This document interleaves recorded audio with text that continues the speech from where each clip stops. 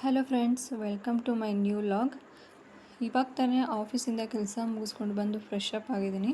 So ಇವತ್ತು ನಾನು ಡಿನ್ನರ್ಗೆ ಬೆಂಡೆಕಾಯಿ ಫ್ರೈ ಮಾಡೋಣ ಅಂತ ಅಂದ್ಕೊಂಡಿದ್ದೀನಿ. ಸೊ ನಮ್ಮ ಮನೇಲಿ ಬೆಂಡೆಕಾಯಿ ಅಂತ ಅಂದ್ರೇ ನಮ್ಮ ಹಸ್ಬೆಂಡ್ಗೆ ಇಷ್ಟನೇ ಆಗೋದಿಲ್ಲ. ಸೊ ಆದ್ರೂ ನಾನು ಮಾಡೋದೇನು ಬಿಡೋದಿಲ್ಲ, ಯಾಕಂದರೆ ಬೆಂಡೆಕಾಯಿ ತುಂಬ ಆರೋಗ್ಯಕ್ಕೆ ತುಂಬಾ ಒಳ್ಳೆಯದು.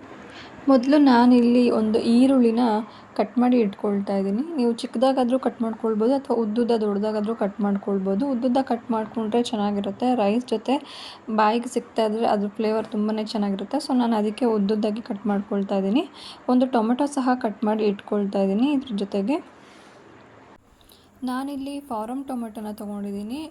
ನೀವು ಹುಳಿ ಟೊಮೆಟೊ ಬೇಕಾದರೂ ತೊಗೊಳ್ಬೋದು. ಹುಳಿ ಟೊಮೆಟೊ ಹಾಕ್ಕೊಂಡ್ರೂ ಕೂಡ ತುಂಬಾ ಚೆನ್ನಾಗಿರುತ್ತೆ. ಜೊತೆಗೆ ಒಂದು 100 ಗ್ರಾಮ್ ಅಷ್ಟು ಬೆಂಡೆಕಾಯಿನ ಸ್ವಲ್ಪ ದೊಡ್ಡದಾಗೇ ಕಟ್ ಮಾಡ್ಕೊಳ್ತಾ ಇದ್ದೀನಿ. ಬೆಂಡೆಕಾಯಿ ಆರೋಗ್ಯಕ್ಕೆ ತುಂಬಾ ಒಳ್ಳೆಯದು. ಅದರಲ್ಲೂ ಬೆಳೀತಿರೋ ಮಕ್ಕಳಿಗೆ ಬೆಂಡೆಕಾಯಿ ತಿನ್ನಿಸಿದ್ರೆ ಬುದ್ಧಿ ಚುರುಕಾಗತ್ತೆ ಅಂತ ಹೇಳ್ತಾರೆ. ಮತ್ತು ಕಣ್ಣುಗಳಿಗೂ ಅಷ್ಟೇ ತುಂಬಾ ಒಳ್ಳೆಯದು. ಇನ್ಯಾರಾದರೂ ವೆಯ್ಟ್ ರೆಡ್ಯೂಸ್ ಮಾಡ್ಕೊಳ್ಬೇಕು ಅಂತ ಅಂದ್ಕೊಳ್ತಿರೋರಿಗೆ ಮತ್ತು ಕಾನ್ಸ್ಟಿಪೇಷನ್ ಇರೋರಿಗೆ, BP ಇರೋರಿಗೆ ತುಂಬಾ ಒಳ್ಳೆಯದು. ಇನ್ನು ಇಲ್ಲಿ ಮಸಾಲೆಗೆ ನಾನು 1 ಕಪ್ಪಷ್ಟು ತೆಂಗಿನಕಾಯಿನ ಹಾಕ್ಕೊಳ್ತಾ ಇದ್ದೀನಿ. ನಾನಿಲ್ಲಿ ಒಣ ತೆಂಗಿನಕಾಯಿನ ಹಾಕ್ಕೊಂಡಿದ್ದೀನಿ. ನಾನು ಒಣ ಕೊಬ್ಬರಿನೇ ಯೂಸ್ ಮಾಡೋದು ಯಾವಾಗಲೂ. ಮತ್ತು ಒಂದು 4-5 ಬೆಳ್ಳುಳ್ಳಿ ಹಾಕ್ಕೊಂಡಿದ್ದೀನಿ. 1 ಸ್ಪೂನ್ ಸಾಂಬಾರು ಪುಡಿ ಹಾಕ್ಕೊಂಡಿದ್ದೀನಿ. ಮತ್ತು ಒಂದು ಅರ್ಧ ಸ್ಪೂನ್ ಧನಿಯಾ ಪುಡಿ, ಅರ್ಧ ಸ್ಪೂನ್ ಖಾರದ ಪುಡಿಯನ್ನು ಹಾಕ್ಕೊಳ್ತಾ ಇದ್ದೀನಿ. ನಿಮಗೆ ಖಾರ ನೋಡಿಕೊಂಡು ಹಾಕ್ಕೊಳ್ಳಿ. ನಿಮ್ಗೆ ಇನ್ನೂ ಖಾರ ಬೇಕು ಅಂತ ಹೇಳಿದ್ರೆ ನೀವು ಇನ್ನೂ ಒಂದು ಅರ್ಧ ಸ್ಪೂನ್ ಹಾಕ್ಕೊಳ್ಬೋದು. ಇಲ್ಲ ಅಂತಂದರೆ ಈರುಳ್ಳಿನ ಫ್ರೈ ಮಾಡಬೇಕಾದ್ರೆ ಒಂದು 4 ಮೆಣಸಿನ್ಕಾಯಿನ ಕಟ್ ಮಾಡಿ ಕೂಡ ನೀವು ಫ್ರೈ ಮಾಡ್ಕೊಳ್ಬೋದು. ಜೊತೆಗೆ ಇಲ್ಲಿ ನಾನು ಕೊತ್ತಂಬರಿ ಸೊಪ್ಪನ್ನ ಕೂಡ ಹಾಕ್ಕೊಳ್ತಾ ಇದ್ದೀನಿ. ಸೊ ಕೊತ್ತಂಬರಿ ಸೊಪ್ಪು ಹಾಕ್ಕೊಂಡು ಒಂದು ಸ್ವಲ್ಪ ನೀರು ಹಾಕ್ಕೊಂಡು ನನಗೆ ಅದನ್ನು ಫುಲ್ಲು ನುಣ್ಣಗೆ ರುಬ್ಕೊಳ್ಬೇಕಾಗತ್ತೆ ಮಸಾಲೆನ. ನೀವು ರುಬ್ಕೊಳ್ಳೋದಕ್ಕೆ ಬೇಕಾದರೆ ಚಕ್ಕೆ ಮತ್ತು ಲವಂಗ ಕೂಡ ಯೂಸ್ ಮಾಡ್ಕೊಳ್ಬೋದು. ನಾನಿಲ್ಲಿ ಚಕ್ಕೆ ಲವಂಗನ ಯೂಸ್ ಮಾಡ್ತಾಯಿಲ್ಲ. ಚಕ್ಕೆ ಲವಂಗ ಹಾಕಿದ್ರೆ ಅದು ಮಸಾಲೆ ಸಾಂಬಾರು ಥರ ಆಗೋಗ್ಬಿಡುತ್ತೆ. ನಾನಿಲ್ಲಿ ತೋರಿಸ್ತಾ ಇರೋದು ನಿಮಗೆ ಬೆಂಡೆಕಾಯಿ ಗೊಜ್ಜು. ಸೊ ಆದ್ದರಿಂದ ನಾನು ಅವೆರಡನ್ನೂ ಹಾಕ್ಕೊಂಡಿಲ್ಲ. ಮತ್ತು ಇಲ್ಲಿ ನಾನು ಬೆಂಡೆಕಾಯಿನ ಕಟ್ ಮಾಡಿ ಇಟ್ಕೊಂಡಿದ್ದಲ್ಲ, ಸೊ ಆ ಬೆಂಡೆಕಾಯಿನ ಚೆನ್ನಾಗಿ ಹುರ್ಕೊಳ್ತಾ ಇದ್ದೀನಿ. ಸ್ವಲ್ಪ ಎಣ್ಣೆ, 1-2 ಸ್ಪೂನ್ ಎಣ್ಣೆ ಹಾಕಿ ಹುರ್ಕೊಂಡ್ರೆ ಅದರಲ್ಲಿರೋ ಲೋಳೆ ಎಲ್ಲ ಹೋಗುತ್ತೆ. ಸೊ ಇಲ್ಲಾಂದರೆ ಅದು ಸರಿಯಾಗಿ ಹುರಿಲಿಲ್ಲ ಅಂತ ಹೇಳಿದ್ರೆ ಒಂಥರ ಅಂಟು ಅನ್ನಿಸ್ತಾ ಇರುತ್ತೆ. ಸೊ ಅದಕ್ಕೆ ಚೆನ್ನಾಗಿ ಹುರಿಬೇಕು. ಮೇಯ್ನಾಗಿ ಈ ಡಿಶ್ ಮಾಡೋದಕ್ಕೆ ನಮಗೆ ಜಾಸ್ತಿ ಟೈಮ್ ಹಿಡಿಯೋದಿಲ್ಲ. ಈ ಬೆಂಡೆಕಾಯಿನ ಫ್ರೈ ಮಾಡೋದೇ ಇದೆಯಲ್ಲ, ಸೊ ಅದು ತುಂಬಾ ಟೈಮ್ ಹಿಡಿಯುತ್ತೆ. ನಾನು ಮದುವೆಗೆ ಮುಂಚೆ ಅಂತೂ ಬೆಂಡೆಕಾಯಿ ಸಾಂಬಾರು ಮಾಡೋದಂದ್ರೆ ಇಷ್ಟಪಡ್ತಾ ಇರಲಿಲ್ಲ. ಯಾಕಂದರೆ ಅದನ್ನು ಎಷ್ಟೊತ್ತು ಹುರಿಬೇಕಾಗತ್ತೆ. ಸೊ ಅದು ಕಪ್ಪಗಾಗೋವರೆಗೂ ಹುರಿತಾನೆ ಇರಬೇಕಾಗತ್ತೆ. ಅದೇ ಜಾಸ್ತಿ ಟೈಮ್ ಹಿಡಿಯುತ್ತೆ ಅಂಥೇಳಿ ನಾನು ಅದರ ಸವಾಸಕ್ಕೆ ಹೋಗ್ತಿರಲಿಲ್ಲ. ಬಟ್ ಇವಾಗ ಎಲ್ಲ ಥರ ಅಡುಗೆನೂ ಕೂಡ ಮಾಡ್ತೀನಿ. ಅದಕ್ಕೆ ಹೇಳೋದು ಅನಿಸುತ್ತೆ, ಹೆಣ್ಮಕ್ಳಿಗೆ ಮದುವೆ ಆದಮೇಲೆ ಜವಾಬ್ದಾರಿ ಬರುತ್ತೆ ಅಂಥೇಳಿ. ಇವಾಗ ನಮ್ಮ ಮನೆಯವ್ರಿಗೆ ಏನು ಇಷ್ಟ ಇಲ್ಲ, ಅವ್ರಿಗೆ ಯಾವುದು ಒಳ್ಳೆಯದು ಯಾವುದು ಕೆಟ್ಟದ್ದು ಅಂತ ತಿಳ್ಕೊಂಡು ಎಲ್ಲ ಫುಡ್ಡನ್ನು ಕೂಡ ಟ್ರೈ ಮಾಡ್ತೀನಿ ಮಾಡೋದಕ್ಕೆ. ಸೊ ನೋಡಿ, ಆಲ್ಮೋಸ್ಟ್ ಬೆಂಡೆಕಾಯಿ ಫ್ರೈ ಆಗಿದೆ. ಸೊ ಈ ಥರ ಫುಲ್ಲು ಫ್ರೈ ಆಗಬೇಕು. ಸೊ ಅದರಲ್ಲಿರುವಂಥ ಒಂದು ಅಂಟು ಏನಿರುತ್ತೆ, ಸೊ ಅದು ಅಂಟೆಲ್ಲನೂ ಫುಲ್ಲು ಕಮ್ಮಿ ಆಗಬೇಕು. ಇಲ್ಲ ಅಂತಂದರೆ ನೀವು ಸಾಂಬಾರು ಮಾಡಿದಾಗ ಸಾಂಬಾರು ಕೂಡ ಅಂಟು ಆಗಿಬಿಡುತ್ತೆ. ಸೊ ಅದಕ್ಕಾಗಿ ಚೆನ್ನಾಗಿ ಫ್ರೈ ಮಾಡ್ಕೊಳ್ಳಿ. ಸುಮಾರು ನಾನು ಇದನ್ನು ಒಂದು 10 to 15 ಮಿನಿಟ್ಸ್ವರೆಗೂ ಫ್ರೈ ಮಾಡ್ಕೊಂಡಿದ್ದೀನಿ ಅಂತಲೇ ಹೇಳ್ಬೋದು. ಸೊ ಇನ್ನು ಫ್ರೈ ಮಾಡ್ಕೊಂಡಾದಮೇಲೆ ಒಂದು ಪ್ಯಾನ್ನ ಇಟ್ಕೊಂಡಿದ್ದೀನಿ.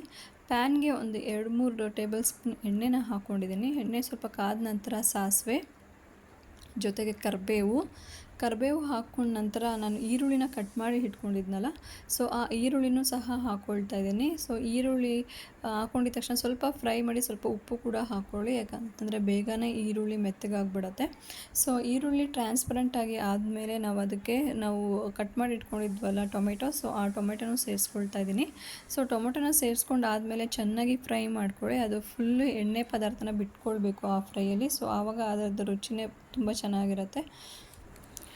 ಉಪ್ಪನ್ನ ಆದಷ್ಟು ಸ್ವಲ್ಪ ಕಮ್ಮಿನೇ ಹಾಕ್ಕೊಳ್ಳಿ, ಯಾಕಂತಂದರೆ ಕಮ್ಮಿ ಆದರೆ ಮತ್ತೆ ಆಮೇಲೆ ಅಡ್ಜಸ್ಟ್ ಮಾಡ್ಕೊಳ್ಬೋದು, ಜಾಸ್ತಿ ಆಗಿಬಿಟ್ರೆ ಕಷ್ಟ. ಸೊ ನಾನಿಲ್ಲಿ ಪಿಂಕ್ ಸಾಲ್ಟ್ನ ಯೂಸ್ ಮಾಡ್ಕೊಳ್ತಾ ಇದ್ದೀನಿ.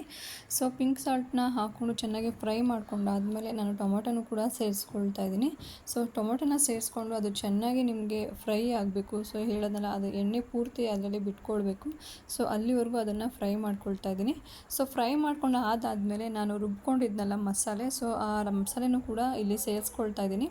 ಸೊ ಆ ಮಸಾಲೆನ ಸೇರಿಸ್ಕೊಂಡು ನಾವು ಯಾಕಂದರೆ ಹಸಿಯಾಗಿ ರುಬ್ಕೊಂಡಿರೋದ್ರಿಂದ ಸೊ ಆ ಮಸಾಲೆನ ಚೆನ್ನಾಗಿ ನಾವು ಫ್ರೈ ಮಾಡ್ಕೊಳ್ಳೋಣ, ಕುದಿಸ್ಕೊಳ್ಳೋಣ. ಸೊ ಆವಾಗ ಅದರಲ್ಲಿರುವಂತಹ ಒಂದು ಹಸಿ ವಾಸನೆ ಏನಿರುತ್ತೆ, ಸೊ ಆ ಹಸಿ ವಾಸನೆ ಸಹ ಹೋಗಬೇಕು. ಯಾಕಂದರೆ ನಾವಿಲ್ಲಿ ಈರುಳ್ಳಿನ ಫ್ರೈ ಮಾಡಿ ಹಾಕ್ಕೊಂಡಿಲ್ಲ, ಸೊ ಹಂಗೆ ಹಸಿಯಾಗಿಯೇ ರುಬ್ಕೊಂಡಿದ್ದೀವಿ. ಸೊ ಅದಕ್ಕೆ ಚೆನ್ನಾಗಿ ಫ್ರೈ ಮಾಡ್ಕೊಳ್ಳಿ. ನೀವು ಇಲ್ಲಿ ಮುದ್ದೆಗೆ ಮಾಡ್ಕೊಳ್ಳೋದಾದರೆ ಸ್ವಲ್ಪ ಗಟ್ಟಿಯಾಗಿ ಇದ್ರೇ ಚೆನ್ನಾಗಿರುತ್ತೆ. ರೈಸ್ಗಾದರೆ ಸ್ವಲ್ಪ ತೆಳುವಾದರೂ ಕೂಡ ನಡೆಯುತ್ತೆ. ಸೊ ಹಾಗಾಗಿ ನೀವು ನೀರನ್ನು ಅಡ್ಜಸ್ಟ್ ಮಾಡಿಕೊಂಡು ಹಾಕ್ಕೊಂಡು ನೀವು ಚೆನ್ನಾಗಿ ಕಲಿಸ್ಕೊಂಡಾದಮೇಲೆ ನಾನು ಇಲ್ಲಿ ಬೆಂಡೆಕಾಯಿನ ಹುರ್ಕೊಂಡಿದ್ನಲ್ಲ, ಸೊ ಆ ಬೆಂಡೆಕಾಯಿನೂ ಕೂಡ ಇಲ್ಲಿ ಸೇರಿಸ್ಕೊಳ್ತಾ ಇದ್ದೀನಿ. ಬೆಂಡೆಕಾಯಿನ ಸೇರಿಸ್ಕೊಂಡಾದ್ಮೇಲೆ ಚೆನ್ನಾಗಿ ಕಲಸಿ ಒಂದು 5ರಿಂದ 10 ನಿಮಿಷ ಚೆನ್ನಾಗಿ ಕುದಿಸಿ. ಯಾಕಂದರೆ ಬೆಂಡೆಕಾಯಿ ನಾವು ಹುರ್ಕೊಂಡಾಗಲೇ ಅರ್ಧ ಬೆಂದಿರುತ್ತೆ, ಸೊ ಇನ್ನು ಸ್ವಲ್ಪ ಬೇಯಬೇಕಾಗಿರುತ್ತೆ. ಸೊ ಒಂದು 5ರಿಂದ 10 ನಿಮಿಷ ಬೇಯಿಸಿದ್ರೆ ಸಾಕು.